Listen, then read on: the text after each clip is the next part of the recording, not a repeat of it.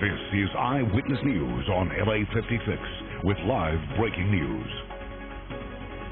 Security scares on 3 flights, 2 from the LA area. The FBI is investigating. We'll have the details.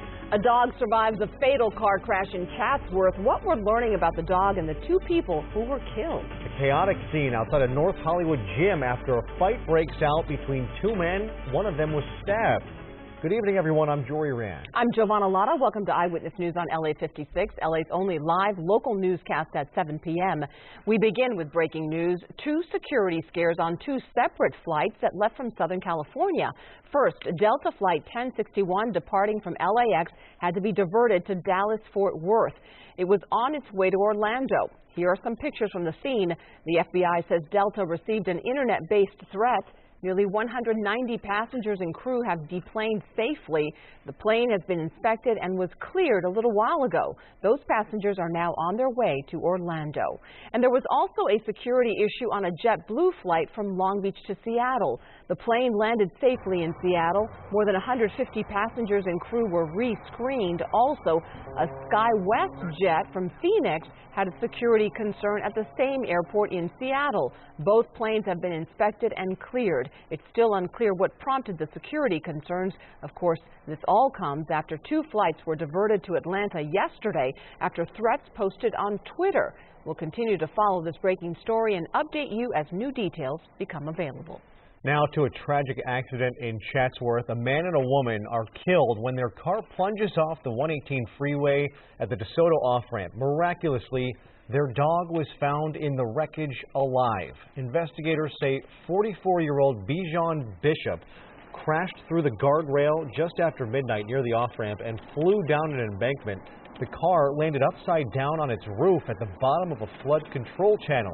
He, along with his passenger, 50-year-old Gwen Bolden, both died at the scene. Bolden's dog, however, was in the car and survived the crash and is now in the care of animal control. The cause of the accident is under investigation. An altercation outside a North Hollywood gym ends with 1 man getting stabbed. It happened just before 10 this morning in front of the LA56 on the 13,000 block of Victory Boulevard. This photo posted on Twitter captured the chaotic scene that followed the incident. The 50-year-old victim is said to be in stable condition. The suspect drove off. At this point, we believe there may be some witnesses out there. It did happen in the parking lot of the LA56 towards possibly the side or the rear of the location. And we believe there may be a few more witnesses out there. So if they have any information, contact North Hollywood Police Station. The male suspect, believed to be between 40 and 60 years old, fled the scene in a dark-colored SUV. Police are hoping surveillance cameras around the location will help them find that suspect. Plumes of smoke could be seen for miles around Ontario today as crews continue to battle a fire at a green waste recycling facility. The blaze began last night near Grove and Chino Avenues. The fire burned through several small structures, including a shed and a hay barn. Right now, the fire is out, but authorities say it will continue to smolder for a while. Earlier, the flames were pushed by strong winds, making this a difficult fire to fight. The material itself that was burning, the piles were, some of them were about 100 feet long, 30 plus feet tall, 50 feet wide, and the fire is deep-seated. Despite its size, no injuries have been reported in the fire, and the cause is under investigation. The military has identified the 2 Marines killed when their helicopter crashed during a training exercise in 29 Palms. Captain Elizabeth Keeley and First Lieutenant Adam Satterfield were the only 2 Marines on board the helicopter when it crashed on Friday. 32-year-old Captain Keeley was from Pennsylvania and 25-year-old First Lieutenant Satterfield was from Kentucky. Both pilots were based at Camp Pendleton. The cause of the crash is under investigation. And a crazy scene in Pico Rivera last night where a car hit 2 people and then crashed into an apartment building. Sheriff's deputies say the driver and passenger were assaulted by someone at the complex in the 7500 block of Serapis Avenue. They say it's unclear whether the driver intentionally crashed into the 2 victims or was just trying to leave. Both victims were taken to the hospital in critical but stable condition. The driver and passenger were also hurt. Deputies arrested them on charges of assault with a deadly weapon. The coroner's office has identified the 3-week-old baby girl found dead in a pickup truck in Santa Clarita. She is Ella Rose Warner. Her father, 30-year-old Matthew Warner, is accused of her killing. He was arrested yesterday. Neighbors reportedly saw Warner leave the apartment complex with a bundle Friday afternoon. The baby's mother was also questioned, but police say she is not considered a suspect. A scary scene in Long Beach overnight. It all started when firefighters responded to a house fire. Once inside, they found live ammunition and explosive devices dating back to World War II. The sheriff's bomb squad was called, and residents along the 7100 block of Orange Avenue were told to evacuate. That started about 9:30 last night. Everyone got back into their homes at about 1:30 this morning after the bomb squad determined the explosives were not live. How about this? The average price of gas across the nation is nearing the $2 mark, but the low price may not last long. In the past 2 weeks, the price per gallon of regular gas has dropped another 13 cents to about $2.07. We're seeing the lowest prices in more than 5 years, but a top industry analyst says that's about to change because of rising wholesale costs. San Francisco continues to have the highest priced gas in the country at $2.54 a gallon. Albuquerque, New Mexico has the lowest at $1.73 a gallon. The average price in California right now, $2.43 a gallon. A monster storm is headed for the most crowded stretch of the country. Nearly 30 million Americans are currently under a blizzard warning. Airlines have already canceled flights. ABC's Rob Marciano has more. This weekend, snow and ice, treacherous, but a mere preview of the mighty nor'easter bearing down on the East Coast. A quick-moving clipper dumping snow in the Midwest and already delaying and canceling over 200 flights nationwide today. At Chicago O'Hare alone, 91 cancellations, 348 delayed. And as the Midwest storm barrels across the plains and intensifies, it will pack enough power to become a full-blown blizzard when it hits the East Coast on Monday. Those winds dying down tonight as the East Coast whips up a monster of its own. New York City Mayor Bill de Blasio. My message to all New Yorkers is prepare for something worse than we have seen before. New Yorkers do not want a repeat of 2010, when 20 inches of snow fell on the city, paralyzing traffic and blocking the path of vital emergency vehicles. That was Rob Marciano reporting. Blizzard warnings are now in effect from coastal New Jersey to Maine. Okay, no blizzard warnings here, but we may see some precipitation this week. For that, we turn things over to Danny Romero, who's got a first look at the forecast. Hey, Danny. Thanks very much, Jory and Giovanni. Yeah, the only blizzard we get will be something you order at a Dairy Queen, I think. Because we're looking at things certainly getting cloudier, certainly temps dropping down, and yes, a little moisture in the air. No huge amounts, though. Laguna Beach, here's our live HD camera, and here the Orange County coast has clouds moving in already through parts of the coastal spots there. Downtown skies, LA looking cloudy as well, as we're starting to see a little bit more of that still fairly dry in the lower atmosphere. And today, boy, it was a warm one. 83 was the high downtown. 68 the normal temp. A gorgeous sunset happened at 5:17. And for tonight, we're looking ahead to some mostly cloudy skies. And with those clouds, still fairly warm temps. And that's a hint. It's a tropical system feeding us this moisture coming our way. I'll tell you about that when I come back with your live Mega Doppler 7000 HD 7-day forecast in just a little bit. Right now, Giovanna and Jory, it's all yours. Danny, thank you. Police are investigating a deadly shooting inside a Home Depot in New York City. Police say the gunman was an employee. Apparently, he had argued with a supervisor before fatally shooting him and then killing himself. Some customers dropped everything and ran out of the store. About 100 other customers followed employees to a back area. No one was injured. It was another deadly day in Ukraine, and one of the rocket attacks was caught on video. Watch as this driver narrowly misses the explosion just 2 cars ahead. Also hit by rocket fire today, a market, schools, homes, and shops. At least 30 people were killed. Ukraine's President Petro Poroshenko calling it a terror attack. NATO and the U.S. are demanding that Russia stop supporting the attacking rebel forces. Russia insists it does not support the rebels, but Western military officials say the number of heavy weapons under rebel control contradicts that claim. It's an election that could shake European financial markets. Today, outgoing Greek Prime Minister Antonis Samaras conceded defeat in Greece's national election. Exit polls show a clear victory for the anti-bailout Syriza party. It's not clear if that party's leader, Alexis Tsipras, will have enough seats in parliament for an absolute majority, but it will be close. The radical left-wing party is vowing to end Greece's austerity program, setting up a showdown with the country's international creditors. That's sending jitters throughout the financial world. Secretary of State John Kerry is on a rare high-level visit to Lagos, Nigeria. Kerry met with Nigerian President Goodluck Jonathan, who is running for another term in the country's elections next month. Kerry called for peaceful elections as Nigerians go to the polls.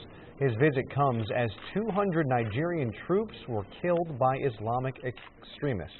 Israel's prime minister is defending his controversial trip to the U.S. planned for early March. He will address Congress as it considers more sanctions against Iran. The Obama administration opposes new measures while nuclear talks are ongoing. As Prime Minister of Israel, I am obligated to make every effort in order to prevent Iran from achieving nuclear weapons that would be aimed at the state of Israel. This effort is worldwide, and I will go anywhere I am invited in order to enunciate the state of Israel's position and in order to defend its future and its existence.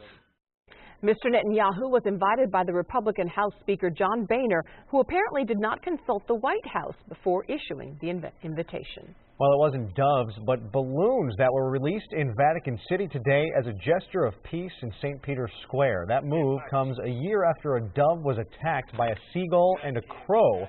After it was released, that sparked protests by animal rights groups. For years, children flanking the Pope at a window of the papal studio overlooking the square have released a pair of doves on the last Sunday in January. The Catholic Church traditionally dedicates January to themes of peace. Coming up on Eyewitness News, actress Angelina Jolie visits a refugee camp in Iraq. Why she's calling for action. And a couple goes missing after responding to an ad on Craigslist. The latest on the search to find them. Plus, Shanghai's mayor makes a major statement concerning the New Year's Eve stampede that killed 36 people. The details ahead.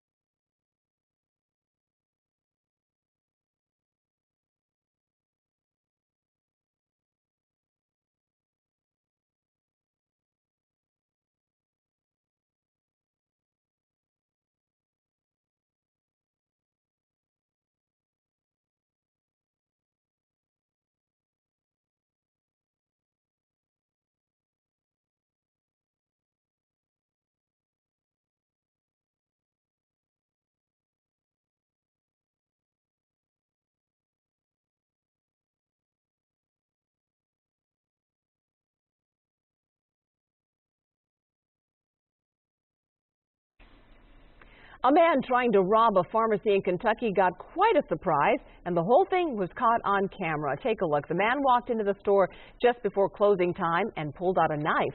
The pharmacy owner then grabbed him and pulled him behind the counter as the robber was trying to stab him. Then he shoved the guy out the door. The owner says he tapped into strength he didn't even know he had. Whether it be the adrenaline kick or whatever, the grace of God, the angels supporting me, I have no idea. But I got really mad and really angry. His customers say they are surprised to see how powerful he was against the robber. Wow, that is really scary. Managed to not get stabbed in the process. Well, it's a mystery here in Georgia where police are searching for clues that could lead them to a missing couple. The pair went to buy a car after finding a listing on Craigslist and never returned. ABC's Gloria Riviera has the latest on that search. Tonight, authorities in Georgia are looking for this man, 28-year-old Ronnie J. Towns, hoping he may explain the disappearance of beloved couple El Ray Bud Runyon and his wife June. Their 3 daughters growing alarmed when they did not show up to babysit their grandchildren on Friday. We're worried that someone might have done something bad, and taken advantage of them. Their daughters knew they had placed an ad on Craigslist for Bud's dream car, a 1966 red Mustang convertible, and set out in their GMC Envoy when a seller responded, heading some 180 miles from their home in Marietta to McRae to meet. He was excited about the car, and he had one when he got back from Vietnam. Police say Towns was the last person to have phone contact with the Runyons before they vanished Thursday, and is now wanted for making false statements to investigators and the attempt to commit theft by deception. Authorities also say the couple went to see Towns in relation to their ad. Craigslist does offer explicit safety advice, telling buyers to meet sellers in a public place and to be especially careful when buying high-value items, also to take your cell phone. The site has dealt with incidents of transactions gone wrong, from alleged murders to drug deals to adoption scams. The Runyon's daughters have created this Find Bud and June Runyon Facebook page, praying it will help bring their parents home. Gloria Riviera, ABC News, Washington. We certainly hope they're found soon. Yeah. Danny, warm weather, but we're going to see some rain. Yeah, I mean, all that heat and dry conditions we had, that is now turning around. We're going to now get some clouds moving in, although it'll still be on the warmish side. This is kind of a tropical system feeding us the moisture. We'll go outside and take a look right now and see how things are looking on our Sunday night. We swing the camera out first live in HD to Long Beach, and we have clouds lingering there. And on the coastal spots, you'll see a little cloud cover, more so on some of the inland areas as well here on a Sunday night. We look out the live HD, look down to Irvine Spectrum camera, Orange County under some cloud cover already as we move through the nighttime hours. Downtown LA, partly cloudy skies right now. Still, though, temps fairly mild. We're talking 67 degrees right now, although the winds are calm. At the moment, the lower atmosphere is still pretty dry. Relative humidity at 28%. That will be building up over the next couple of days. Barometer on the rise, 30.01, indicating the high pressure is still somewhat in place with that offshore flow that gives us the warm, dry conditions. But you can see it changing already. Here's all the tropical moisture coming up. And here's the mechanism, the low right here, is going to pull it all towards our area. So as that low starts to move up towards Southern California, it draws in that moisture and wraps it around in that counterclockwise motion. So the mountain areas will get some of that moisture first. And there we'll see first shots of rain tomorrow, and then everybody else moving in later on Monday into Tuesday. Numbers tonight, mild and 38 for Wrightwood, 55 for Malibu, 36 for Lancaster. Tomorrow we'll see the numbers again drop down and more moisture in the air, though. 66 for Santa Clarita, 68 for Malibu, a high of 70 downtown, 71 for Irvine, and 60 degrees for a high in Beaumont tomorrow. We look ahead now. 7-day power to AccuWeather. We show that chance of showers tomorrow. Could get about a quarter inch of rain on this first system for LA Metro and Orange County. Then a little break on Wednesday. Another lighter system comes in and takes us from Thursday and into the weekend with scattered to light rain over the area. For the valleys and the Inland Empire, chance of showers again tomorrow. Scattered rain moving through on Tuesday as well. As we head towards midweek, get a little pause in the action. Another system drops in Thursday and Friday with scattered showers as well. This one being less of a rain producer than the first one that comes in on Monday and Tuesday, where the beaches will get up to a quarter inch of rain on this first system. A little intermission on Wednesday, and then the next lighter system comes through Thursday, Friday, into Saturday and Sunday. Just mostly cloudy conditions, and you'll see the temps are all in that upper 60s, lower 70s range that takes us through the weekend into the weekend. Our mountain areas are looking pretty good, too. There, the rain comes in a little earlier tomorrow. Snow level, though, staying fairly high. Again, a warm tropical moisture feed, so 7,000 and above will be the snow levels. As we look towards Wednesday, a little break in the action. That second system, lighter amounts come through Thursday, Friday, and into the weekend as well. Our high deserts will have the chance of showers tomorrow. Could get about up to half an inch of rain in some desert spots, and then breaking on Wednesday for a chance to recuperate a little bit. And then as we head towards Thursday and Friday into the weekend, that next chance of showers move through with much lighter amounts, but just the same, any rain we can get we will gladly take, including the one coming in on the weekend. All right? Okay. There you go. Thanks, Danny. Yep. Shanghai's mayor spoke out today saying the city acknowledged, quote, guilt and responsibility for the New Year's Eve stampede that killed 36 people. The mayor told Congress, quote, the New Year's Eve stampede was a terrible failure in public safety that caused untold pain for the families of the injured and departed. Last week, the Shanghai city government announced it had fired 4 top officials and disciplined 7 others in response to the stampede. The December 31st stampede was the worst disaster to hit China in recent years. Actress and United Nations envoy Angelina Jolie is calling on the international community to do more for people suffering in Iraq and Syria. Today, she visited a refugee camp in northern Iraq. She says the UN is extremely concerned with the slow pace of humanitarian assistance this year. Millions have been forced so far from their homes by the civil war in Syria and the rise of the militant extremist group ISIS. I've met mothers whose children have been kidnapped by ISIS. As a parent, I cannot imagine a greater horror, and they are overwhelmed by the thoughts of what is happening to their children right now, with the knowledge that there is abuse, slave labor, and sexual slavery. Jolie says refugees not only need support to survive their displacement, but to know that they will be able to return home one day. A big night in Hollywood. Yeah, we'll take a look at how things are going on the red carpet at the Screen Actors Guild Awards. Plus, an auction of Abraham Lincoln memorabilia is bringing in some serious cash. We'll tell you how much a lock of presidential hair sold for.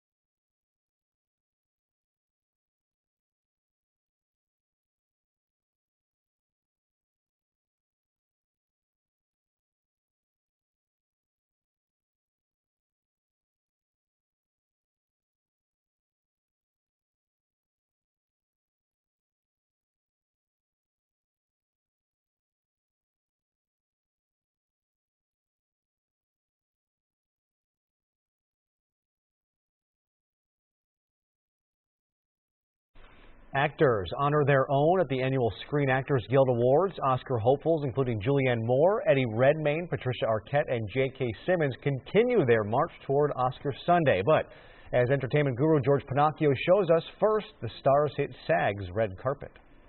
Hollywood's celebrated stars of the season walked the red carpet here at the annual Screen Actors Guild. But before they walked it, they posed on it. The stars put on their Sunday best for the Screen Actors Guild Awards. Some of the most famous faces in show business are part of this annual celebration of actors honoring their own. A movie like this is so unusual. This doesn't happen very often, and people are really getting it. You know, people really, that's the most fun, is how much people really appreciate what they're seeing. I know, like, this was not even a part of the scope of my imagination, not even a window in, and to be here now in such a really humbling way is just overwhelming. My parents pushed me into acting from a military family. And thank God they did. I don't know what I'd be doing. I feel like I've been given an awful lot. I've been very lucky. I feel like the last couple of months have been a real celebration. So I feel really fortunate, honestly, I do. I don't ever like to get tricked into thinking that it really is a competition. The whole thing is a celebration of the year in movies. And so it's a little bit like a victory lap, you know, for everybody here. And it's a great way to be a community. I'm honored as hell. We'll be backstage with the winners of the SAG Awards coming up tonight on Eyewitness News at 11 o'clock. In downtown Los Angeles, George Pinocchio, ABC7 Eyewitness News. American Sniper ruled the box office again, bringing in more than $64 million. Hold on, I got a woman and a kid 200 yards out, moving towards the convoy. The film is making for a record January at the movies. Experts say they're seeing the largest ticket sales in smaller towns across the country. The Boy Next Door came in second this weekend with $15 million, followed by Paddington with $12.4 million. The Wedding Ringer took the fourth spot with $11.6 million, and rounding out the top five, Taken 3, bringing in $7.6 million at the weekend box office. A Dallas, Texas auction of Abraham Lincoln memorabilia has brought in twice the amount of money expected. The Donald Dow collection includes a lock from President Lincoln's hair. That lock was removed by Surgeon General Joseph Barnes, who treated the president after he was shot at Ford's Theater in Washington, D.C. That lock sold for $25,000. The entire collection brought in $800,000, double the amount expected. The Donald Dow family has a tradition of collecting presidential history. We're updating our top stories at 7:30, including the latest on a puppy who survived a deadly car crash in Chatsworth. And a major cleanup effort underway at a local school. Vandals are on the run after leaving behind a lot of damage at Palmdale High School. Plus, President Obama receives a warm welcome in India, but a new political crisis in Yemen is also taking up his attention. And a renewed effort is underway to help free a Japanese hostage whose cellmate was reportedly executed by ISIS. The details next.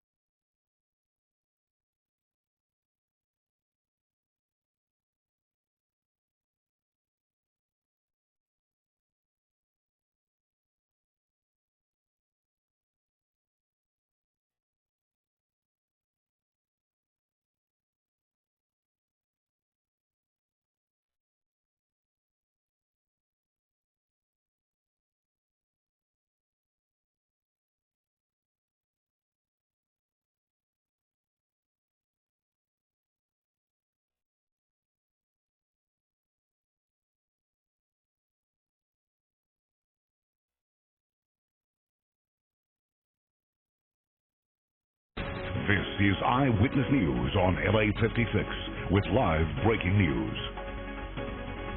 Our top story at 7:30, we begin with breaking news. 2 security scares on 2 separate flights that left from Southern California. I'm Giovanna Lotta. I'm Jory Rand. This is Eyewitness News on LA56, LA's only live local newscast at 7:30 p.m. First, Delta Flight 1061 departing from LAX had to be diverted to Dallas-Fort Worth. It was on its way to Orlando. These are some pictures from the scene today. The FBI says Delta received an internet-based threat. The plane has been inspected and was cleared. There was also a security issue on a JetBlue flight from Long Beach to Seattle. That plane landed safely in Seattle, and the plane is being inspected as well. Also, a SkyWest jet from Phoenix had a security concern at the same airport in Seattle. 2 people are dead after a frightening crash in Chatsworth. Somehow, a small dog survived. The California Highway Patrol says just after midnight, a Mercedes-Benz flew off the eastbound DeSoto off-ramp along the 118 freeway. It landed upside down in a dry riverbed. When firefighters flipped the car over, they discovered a man and a woman dead inside, but a small white dog who was also riding in the car survived. That dog is now at a shelter. U.S. officials say they are working in a team effort to help free a Japanese hostage whose cellmate was reportedly executed by ISIS terrorists. ABC's Bazi Kanani reports on the release of a new video depicting the gruesome act. Protesters in Tokyo criticized the Japanese Prime Minister Sunday for his handling of the crisis involving 2 Japanese men taken hostage by ISIS, the extremist Islamic State group in Syria. After the terror group posted a picture of one of the hostages, television journalist Kenji Goto forced to hold a photo of what appears to be his beheaded cellmate, a 42-year-old adventurer who was taken hostage last year. Japanese Prime Minister Shinzo Abe acknowledging Sunday on national television that the video is likely authentic, saying he is speechless, thinking of the pain his family must be feeling now. The father of the slain hostage saying he is just overwhelmed with sadness. In the newly released video, Goto is reading a plea for his own life, saying ISIS has abandoned a $200 million ransom demand. They are being fair. They no longer want money. So you don't need to worry about funding terrorists. Instead, ISIS is demanding a prisoner swap with Sajida Rishawi, a failed suicide bomber on death row in Jordan. She was part of an attack on a Jordanian hotel 10 years ago that killed at least 60 people attending a wedding. Jordan's king has repeatedly refused to free Rishawi. But that has not stopped Japan's deputy foreign minister from visiting his country's embassy in Jordan Sunday in an attempt to save Goto's life. Bazi Kanani, ABC News, Washington. President Obama is on a 2-day trip to India. Today, he helped to lay a wreath and plant a tree at the memorial of Mahatma Gandhi. The president also spent time with Prime Minister Modi, declaring an era of new trust between the 2 nations. During a joint news conference, he made his first remarks about Yemen since rebels seized the capital last week. He says he's against moving away from the current drone-based campaign to a heavier presence on the ground. What I've said is that our efforts to go after terrorist networks inside of Yemen without an occupying U.S. Army, but rather by partnering and intelligence sharing with that local government, is the approach that we're going to need to take. And that continues to be the case.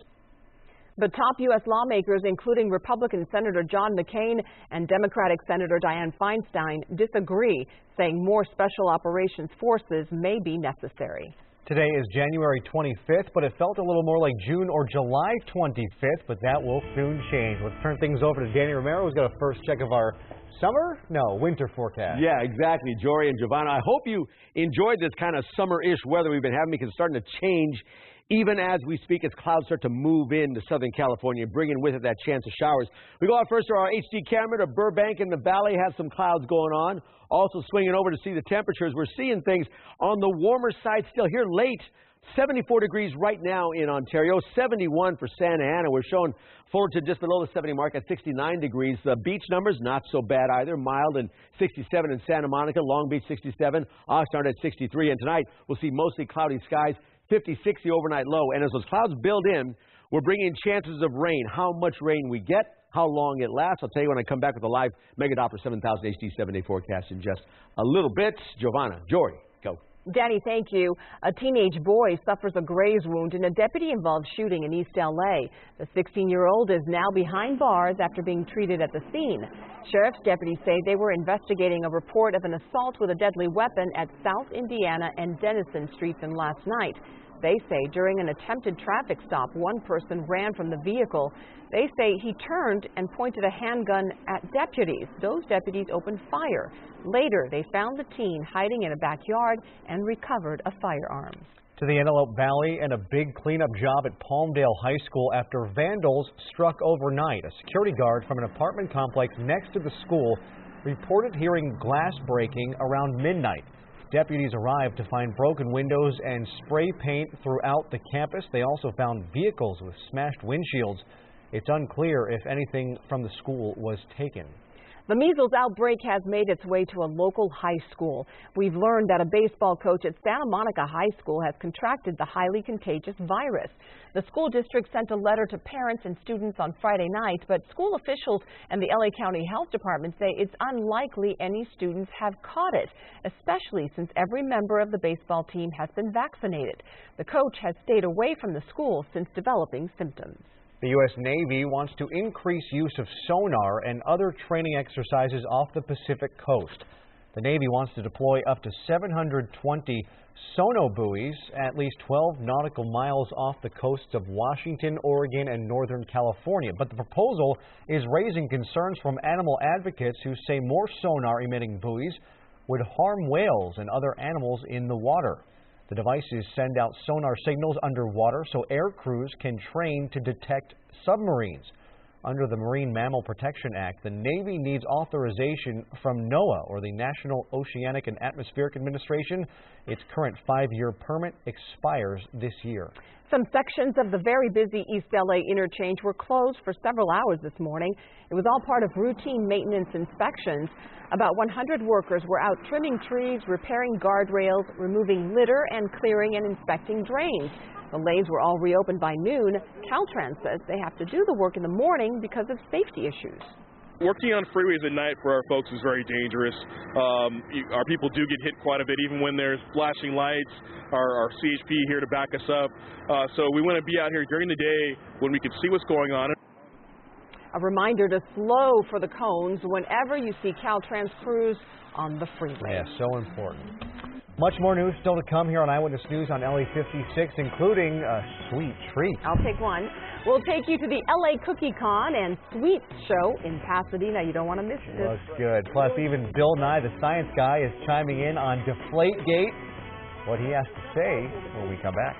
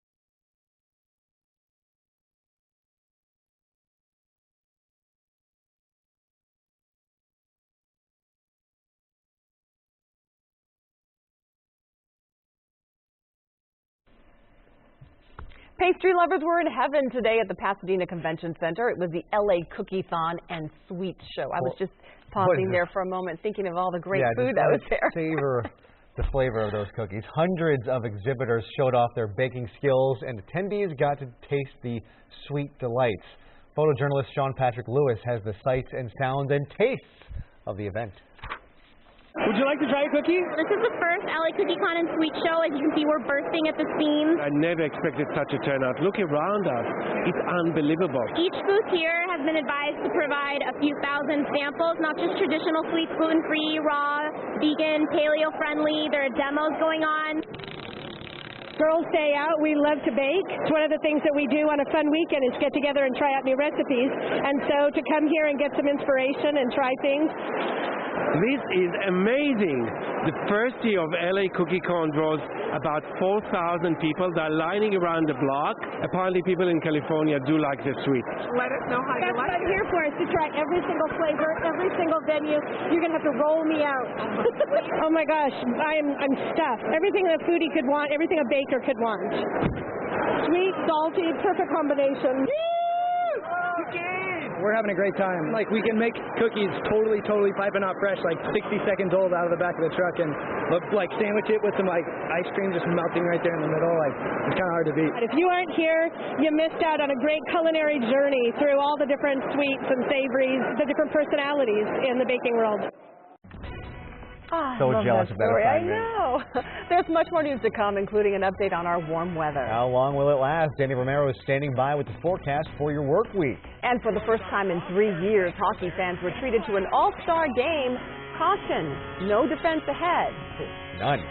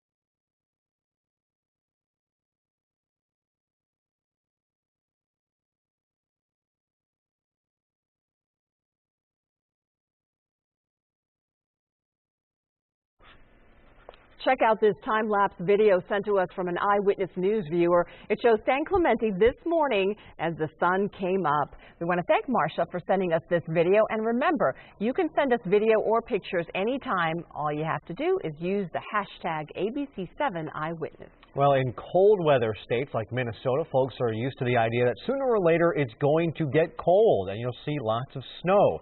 That usually means bringing out your shovel, but what if there was a way to remove the snow without any physical labor?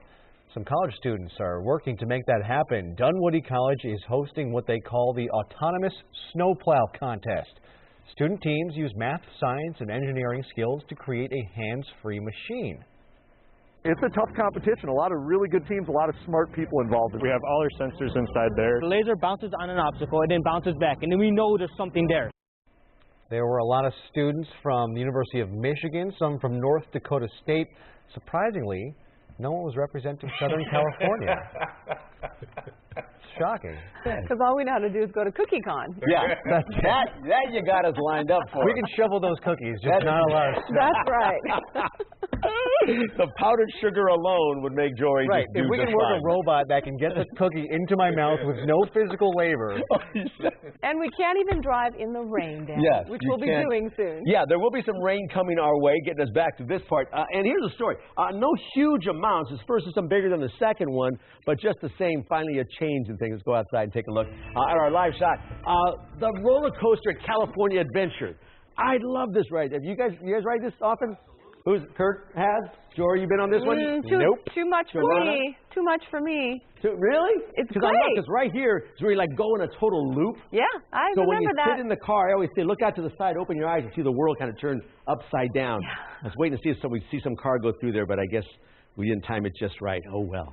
But good just the same. LAX we go to, and here some clouds are moving in over the area. Downtown skies partly cloudy as well, and still fairly mild temperatures here in the early evening hours, 67 degrees of temp, but still fairly dry, 28% relative humidity. That's going to be changing soon. And these numbers will change too. The high today of 83, we're not going to see that for a few days.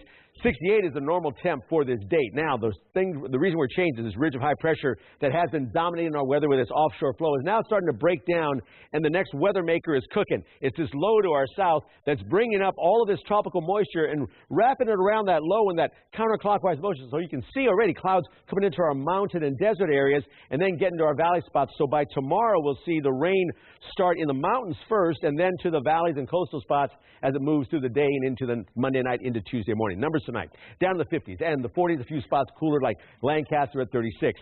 Then tomorrow's highs much cooler than those 80s we showed you today.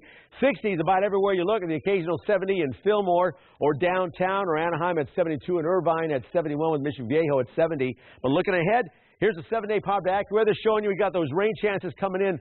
First system, about a quarter inch of rain for LA Metro Orange County. Then a little break Wednesday. A lighter amount of rain comes in for Thursday, Friday, and into the weekend. For the valleys and the Inland Empire, we've got the showers starting tomorrow, and then about a half an inch of rain in those Valley Inland Empire locations for this system. Then partly cloudy skies. That next shower chance comes in Thursday through the weekend. These would be lesser rain amounts taking us into the weekend there. For the beaches, a chance of showers tomorrow, and then maybe there like a quarter inch of rain when it's all said and done for this first system. And then that second system brings in even less amounts from Thursday, taking us into Friday before the weekend just stays kind of on the cloudy, cooler side. Mountain areas, now here snow levels not much below 7,500 feet, but we will get up to, it could get up to 1.5 inches of rain in some spots. The occasional spot might get 2 inches of rain. So the mountain areas, watch here for the rain for this first event. But by the weekend, a lesser amount of rain coming through, but just the same, some moisture much needed on the way. For the high deserts, we'll look at maybe a half an inch, quarter inch of rain there for Tuesday, the Monday, Tuesday system, and then less so for the one coming in for the weekend as numbers get more in the 20-30% range and clouds into Saturday and Sunday as well. Did you guys eat something when I was gone? Cookies or anything? There's some crumbs. Did they show? If we had the cookies, we would have eaten them. And we wouldn't have left you any. Yeah, sure. I would have saved you one. Sure you would. No, I wouldn't. No, Thanks, Danny. All right. Now on to the latest in Deflategate. Patriots head coach Bill Belichick spoke out about the low-pressure footballs used in that playoff game. But was science on his side? ABC's Lindsay Janis spoke to an expert, Bill Nye, the science guy, and she has his take. Tonight, the Seattle Seahawks touching down in Arizona for next weekend's Super Bowl. Their opponents, the New England Patriots, still in Boston playing defense on Deflategate. I didn't see the presentation about the science experiment. After conducting a series of experiments, Patriots coach Bill Belichick over the weekend offering a number of technical reasons why his team's footballs were underinflated last week. Climatic conditions, air pressure, equilibrium state, atmospheric conditions. Today, the NFL responding, saying it would certainly review any relevant analysis. The coach's lecture earning him an instant new nickname, Bill Belichick the Science Guy. So we asked the real science guy, Bill Nye, if any of it made sense. Rubbing the football, I don't think you can change the pressure. To really change the pressure, you need one of these, the inflation needle. It's not plausible to me. Full disclosure, Nye is a Seahawks fan. But the chairman of the physics department at Boston College, a Buffalo Bills fan, disagrees. After having been pressurized inside, brought outside, and played at a colder temperature, my answer to that is the pressure in the balls must have changed. The cast of Saturday Night Live asking the question on everyone's mind. We just want the truth. You can't handle the truth. The NFL also still searching for the truth. Lindsay Janis, ABC News, New York. They do such a great job. We may never know. It doesn't matter. So what is the truth, Kurt? The truth is it doesn't matter. I mean, nothing's going to come of it, and the reality is there's other things like taking performance-enhancing drugs that are a little bit bigger. That was a big gap in New the England. sport. Talk to somebody in New England and see if it doesn't matter. Guy in our newsroom from New England, he'll let you know all about it. We're going to talk Lakers right now, with the Mamba likely to find out tomorrow if his torn rotator cuff will end his season. Lakers now have to decide if it's onto that green light, Operation Tank. With the Houston Rockets in town tonight, the Lakers are just 4.5 games out of the league's worst record, and they're down big. As for the Clippers, Chris Paul, Doc Rivers and company looking for 6 straight wins against Phoenix, but the Suns blitzed him in the second quarter to the tune of 41 points. Eric Bledsoe there, the former Clipper, but Doc had to like Chris Paul's step back. 3-ball corner pocket, and the momentum continued as J.J. Redick beats the clock at the end of the third quarter. Watch this bounce. Is that just sweet or what? The Suns cut it to 2, only to see the Clippers close it with a 24-6 run. Big baby, taking a seat. Ask the lady about how that went. 120-100, the Clippers win it. They're now tied for 4th in the conference. Well, the lockout in the Olympics made the NHL All-Star Game in Columbus the first in 3 years. Daryl Sutter, one of the coaches, defense clearly not on the menu. Just ask Ryan Getzlaff from the Ducks. The Islanders' John Tavares tied a record with 4 goals, and with 29 combined goals in this one, officially the highest-scoring All-Star game in history. In case you're wondering, Team Tays won 17-12. Jory, you got that? Here's further proof the Super Bowl just a week away. Seattle first in town. They hope to be the last to hold the Vince Lombardi Trophy. And yes, the plane's tires were perfectly inflated, just in case you're wondering. By the way, despite the blizzard approaching the northeast that you've seen, the Patriots still plan on arriving tomorrow, leaving tomorrow. Finally, let's buzz the X Games in Aspen, and the final day turned into a victory lap for the Canadians. Mark Morris showing he too can fly. Huge couple of tricks. And tell me, Jory, are you brave enough to do that? No. Exactly. No, I'm not. Appreciate your honesty. The men's ski superpipe wrapped up with a tremendous performance. Fellow Canadian Simon D'Artois. That is crazy. As it turns out, he takes X Games gold. American Alex Ferreira took home the silver. One of our former interns is working in Colorado, and he grew up here and just enjoys seeing all of his posts from Jesse Merritt. How many times does he have to try that jump before he gets it right? And what happens when he doesn't get it right? Years of practice. One of the X Games girls a couple years ago died trying that exact. It speaks to clearly how dangerous it is. Yeah, sure is. Land on that ice. Thanks, Kurt. Coming up next here on LA56, a supermarket surprise. That's right, going to the grocery store and coming away with a newborn child. We'll hear one couple's amazing story next.